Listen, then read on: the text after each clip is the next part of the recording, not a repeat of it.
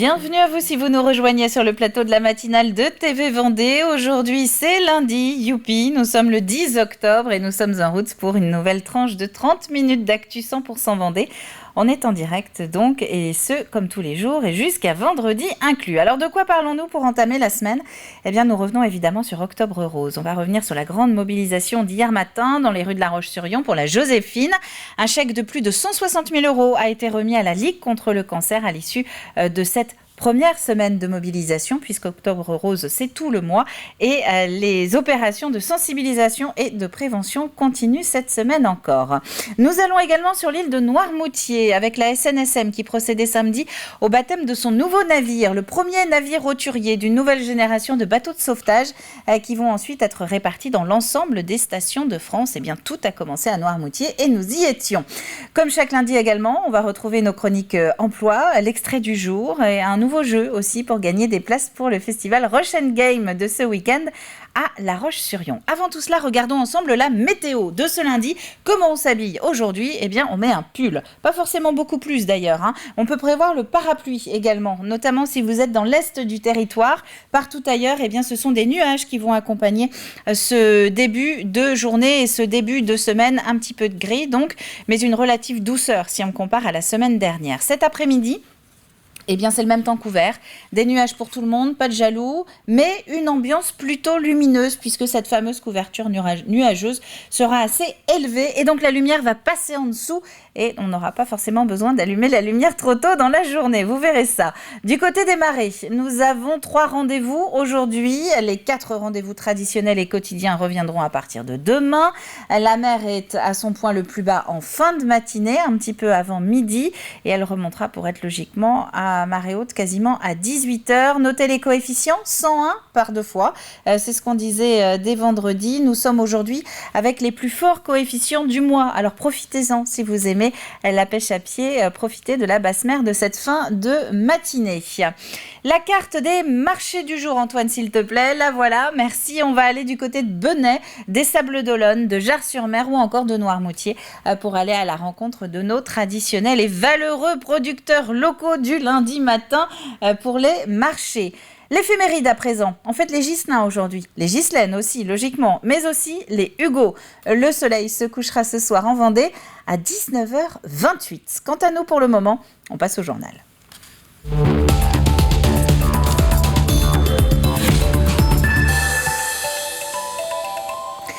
11 000 t-shirts roses sur la ligne de départ de la Joséphine. C'était hier matin à La Roche-sur-Yon.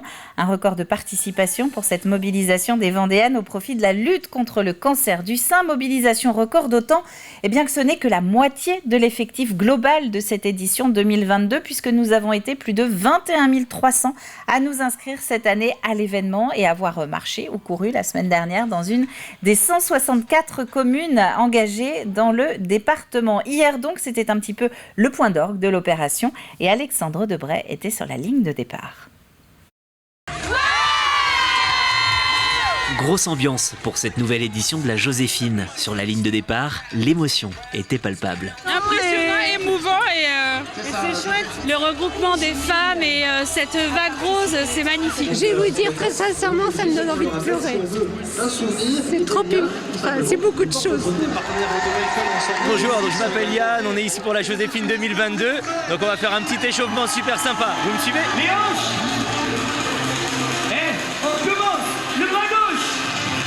11 000 personnes se sont rassemblées pour cet événement important et pour cause. Après 2 ans de pause, la Joséphine est enfin de retour en centre-ville le dimanche. C'est 11 000 Joséphines qui sont sur la place aujourd'hui, 11 000 qui sont là pour défendre leur cause. Et oui, c'est un grand moment de se retrouver ensemble, enfin, autour de La Roche.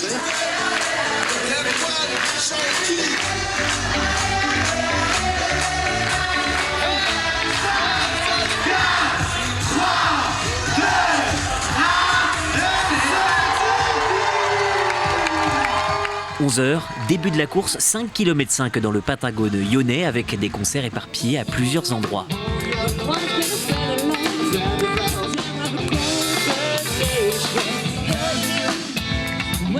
Au Haras par exemple, la vague rose en profite pour prendre des photos et danser.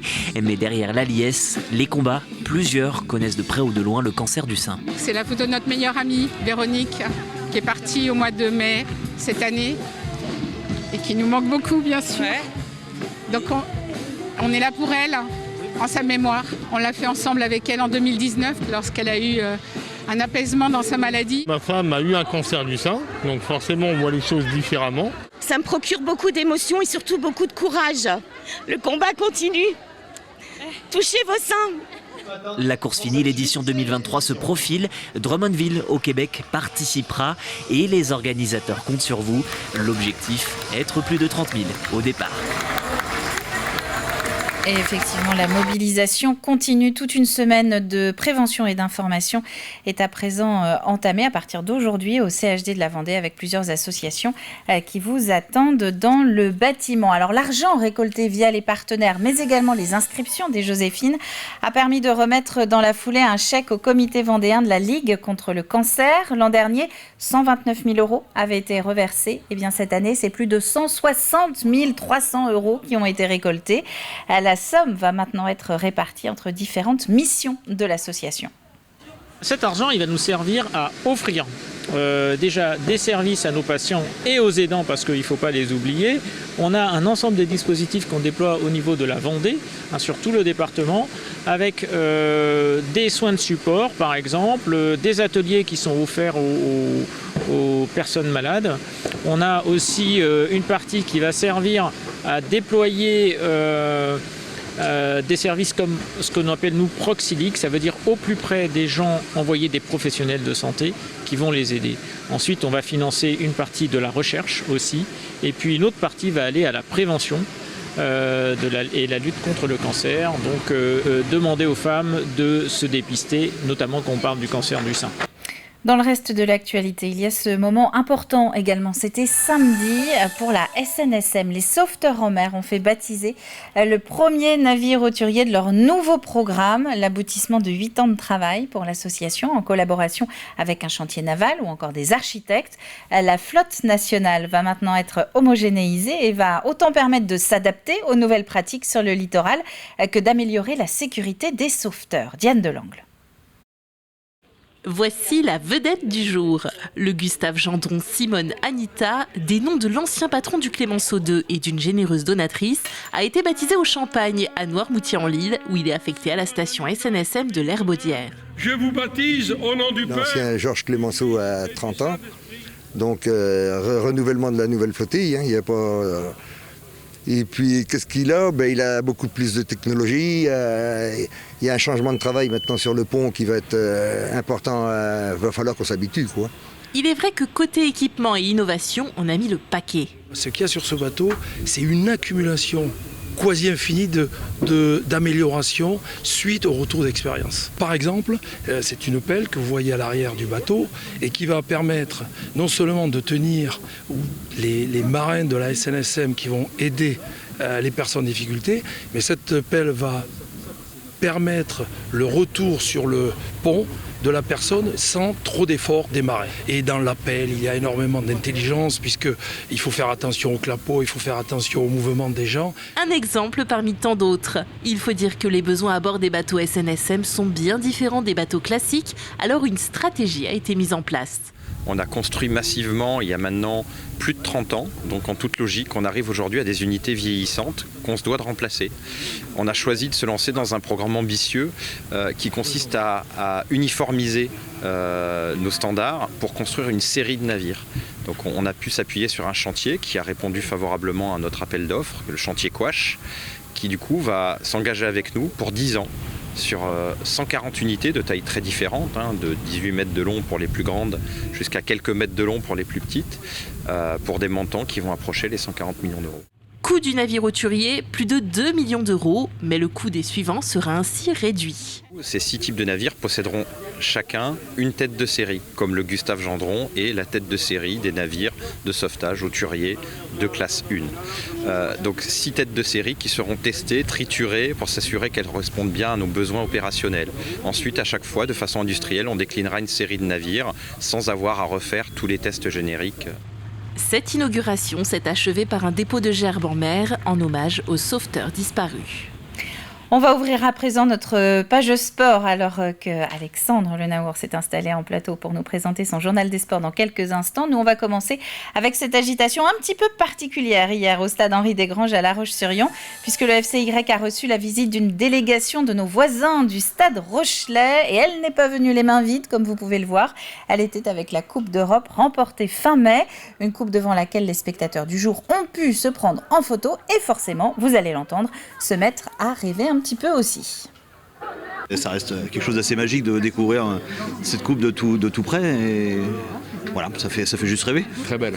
Ouais, puis même elle est magnifique parce qu'elle est quand même on est chez nous, même si on est à quelques kilomètres de La Rochelle, mais ça fait ultra plaisir d'avoir une coupe à la maison. Pas une coupe à la maison, on va dire. Je crois qu'ils sont un peu passés partout en France avec la Coupe d'Europe et c'est cool qu'on puisse faire partager ça aux supporters également.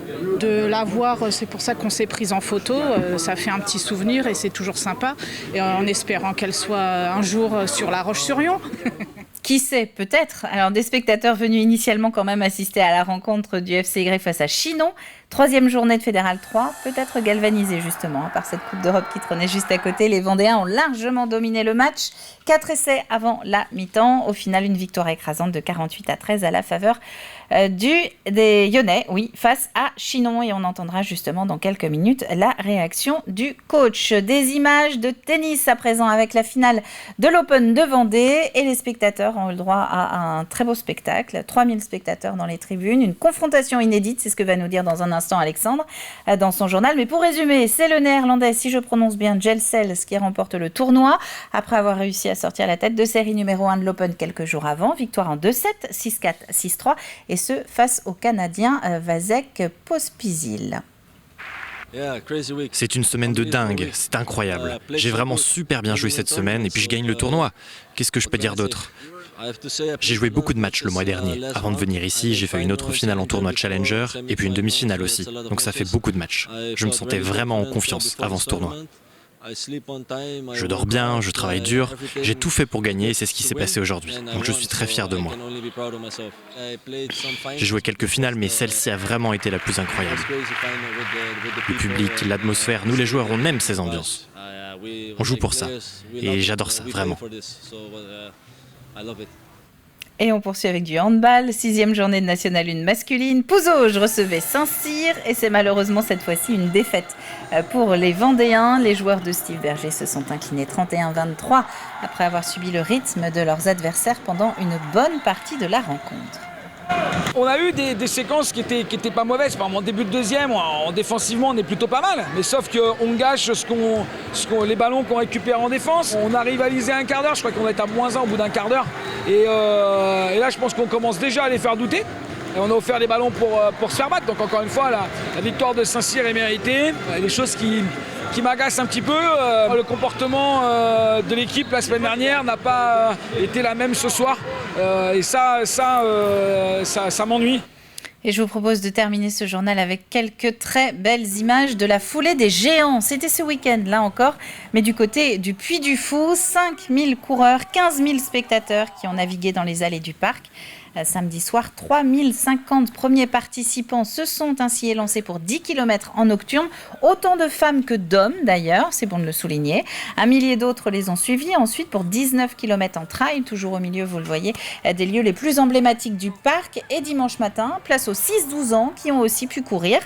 Notez qu'une 4e édition est d'ores et déjà annoncée. Ce sera le 7 octobre 2023. Voilà pour l'actualité du jour. On va passer maintenant donc aux prévisions météo détaillées de ce lundi matin avant d'entamer notre journal des sports. Et nous avons beaucoup de nuages et même un petit peu de pluie dans le sud-est de notre département. C'est ce qu'on peut retenir donc pour ce lundi matin. Alors pour la pluie, ce sont vraiment quelques ondées qui étaient annoncées et même plutôt sur la première partie de matinée. Donc plus on va s'approcher de midi, plus on s'en éloigne de ce risque de pluie sur cette zone entre Luçon et Fontenay-le-Comte. Ailleurs, temps sec, mais des nuages. 13 degrés du côté de la Châtaigneraie, 14 Montaigu-Vendée comme au Sable-d'Olonne ou encore 15 degrés à la Tranche-sur-Mer. C'est la fin de ce flash. Il est donc temps maintenant de retrouver Alexandre Le Naour pour notre journal des sports de ce lundi 10 octobre.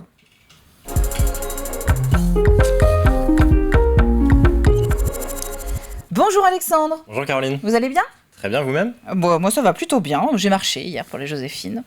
Vous étiez au tennis? Oui, moi j'ai couru du coup un peu plus. Vous avez couru sur l'Open. Alors, par quoi on va commencer justement? De quoi vous voulez nous parler aujourd'hui, dites donc? On va parler évidemment de l'Open de Vendée, handball, 2 matchs à vous proposer, et puis du volley et du rugby avec même la Coupe d'Europe.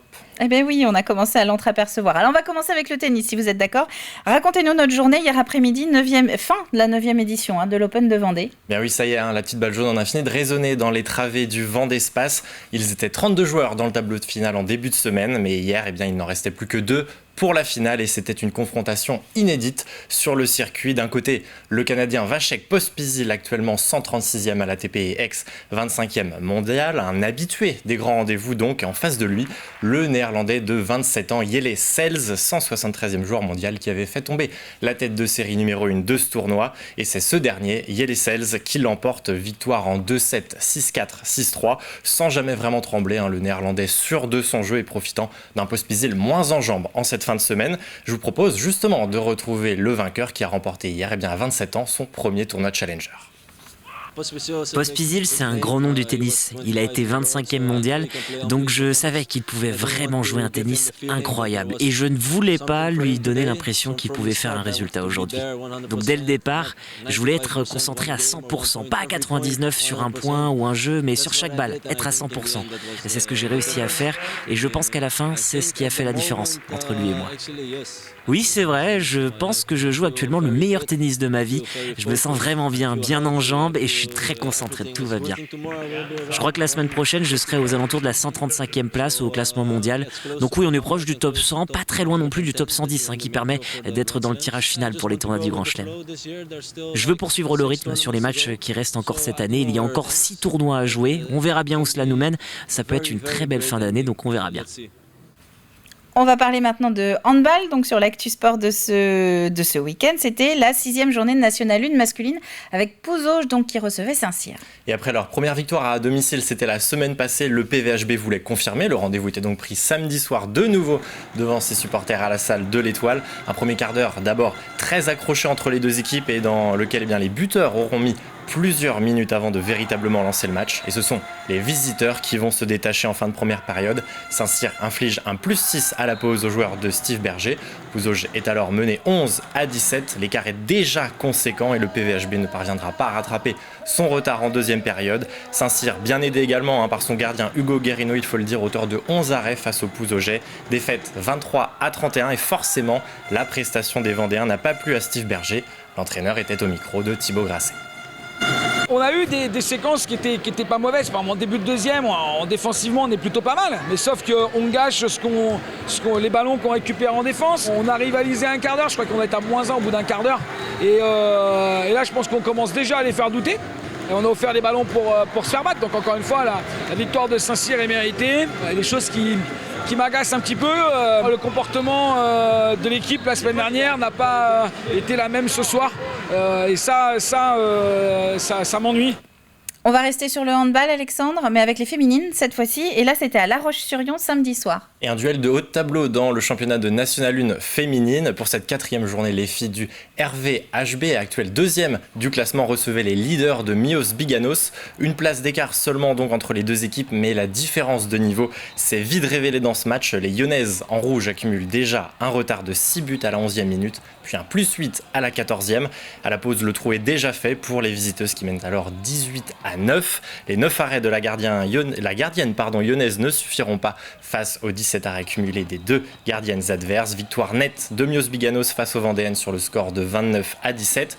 Alors y avait-il tout de même quelque chose à retenir de ce match? Alain Charrier a posé la question au coach Petr Liviu Burileanu. Je ne sais pas s'il y a quelque chose à retenir. Il y a des leçons à tirer, justement. On tombe sur une belle équipe aussi, mais on n'a pas de répondant. On attaque mal la première mi-temps et puis derrière, c'est pareil comme le week-end il y a 2 semaines. On court derrière le score. On a du mal à s'adapter à leur 1-5. On a du mal à s'adapter à leur 0-6 derrière aussi. Elles ont su nous mettre de la pression et puis elles ont gagné des balles faciles qu'elles ont mis derrière au fond. Alors, j'allais couper la parole, dis donc au coach. On va tourner la page de handball pour s'intéresser au volleyball cette fois-ci. Et cette fois-ci, mieux valait ne pas faire trembler les filets puisque Boufféré recevait l'équipe de Saint-Avertin. Et oui, deuxième journée de National 3 masculine et dans la poule A, le Montaigu Vendée Boufféré Volleyball recevait donc pour la première fois de la saison et après leur défaite inaugurale en ouverture de championnat. En jaune et noir, les joueurs de Hervé Hinkel démarrent bien le match et s'adjugent le premier set sur le score de 25-20. Mais Saint-Avertin revient ensuite dans la partie et prend la deuxième manche. Les visiteurs vont même passer devant et empocher un troisième set très disputé 26-24. Mais les Vendéens ne reviendront pas et concéderont la quatrième manche 22-25. Défaite donc du MV BVB 3-7-1. Pourtant, le coach des Boufféréens, Hervé Hinkel, retenait plutôt le positif au micro d'Alain Charrier. Satisfait du contenu du match. Le résultat un peu moins bien, on aurait pu aller chercher un point. Dans l'ensemble, on fait un très bon match. On avait fait un très mauvais match le week-end dernier. Et là, ce week-end, on a bien réagi. On fait beaucoup moins de fautes contre un beau morceau d'une belle équipe de la poule. 2-3 regrets sur les fins de set, mais dans l'ensemble positif. Et c'est cette fin de set où on fait trop de fautes. C'est un peu tous les secteurs. C'est pas un secteur qui pêche, mais avec la pression, avec l'envie de gagner, la peur de perdre, on a tendance à faire des petites fautes. Et c'est ces petites fautes qu'il faut qu'on arrive à corriger. Alors, pour la petite histoire, je vais vous confier quelque chose, Alexandre. C'est que Saint-Avertin, c'est là où j'habitais avant. Voilà. En Indre-et-Loire. Donc, on fait un petit bonjour au Tourangeau.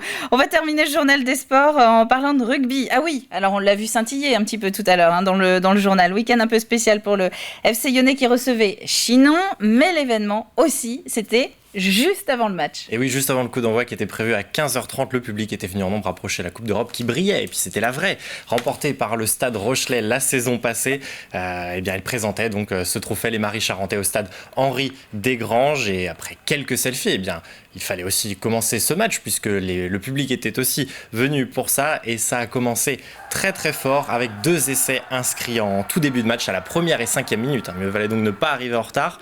Les Lyonnais déroulent et inscrivent 2 nouveaux essais avant la mi-temps. Les locaux mènent 22-6 à la pause et les Lyonnais reviennent sur la pelouse avec le même rythme qu'à l'entame. 2 nouveaux essais coup sur coup là encore à la 40e puis à la 43e et après 80 minutes la victoire est sans appel, 48-13 avec la palette de 8 essais inscrits. 3e victoire en 3 matchs et les Lyonnais sont donc leaders de leur poule. Jérémy Luçon, le coach du FC Lyonnais, était forcément ravi de la prestation de son groupe. On le retrouve avec Thibaut Grasset en après-match. On voulait que les gars soient sereins, soient plus en maîtrise, c'est ce qui a été fait. On a eu un petit passage à vide là où on se fait pénaliser un peu, on les laisse un peu revenir. Mais au final, globalement, c'est assez maîtrisé. Puis la fin, on sentait avec la chaleur que c'était dur pour les organismes. Mais vraiment félicitations pour les deux groupes, là, c'est vraiment très très bon. Il y a une agressivité qui est assez forte et très très très pertinente. On ne l'a pas forcément eu sur les 2 premiers matchs, là on l'a eu aujourd'hui. Et ce qui est bien, c'est qu'il y a un beau groupe. Donc en fait, ça crée un peu d'émulation aussi, c'est-à-dire que les joueurs sont interchangeables et c'est vraiment cool. Et puis à noter l'autre résultat dans cette poule 18 de Fédéral 3, c'est la victoire 28-19 du RC Sablé sur le terrain du Mans. Les Sablés sont dauphins du FC Lyonnais. Merci Alexandre pour ce journal des sports de ce lundi 10 octobre. Évidemment, le sport, ça continue sur TV Vendée. Le rendez-vous, c'est ce soir avec Aurélien Huard, 18h45. Aurélien qui reçoit le club de La Roche-sur-Yon, Vendée Handball, pour avoir aussi tous les autres rendez-vous du week-end. Vous ne bougez pas, on va passer au jeu de la matinale maintenant.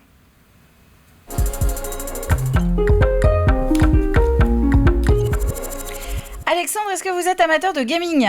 Dites-moi, on sait jamais, peut-être un petit peu. Alors c'est notre partenaire de la semaine. C'est Rochen Game qui va proposer à notre gagnant en fin de semaine vendredi de repartir avec 2 full pass. Donc je suppose que ce sont des entrées VIP pour aller assister à ce festival donc, qui se tient à La Roche-sur-Yon les 15 et 16 octobre prochains.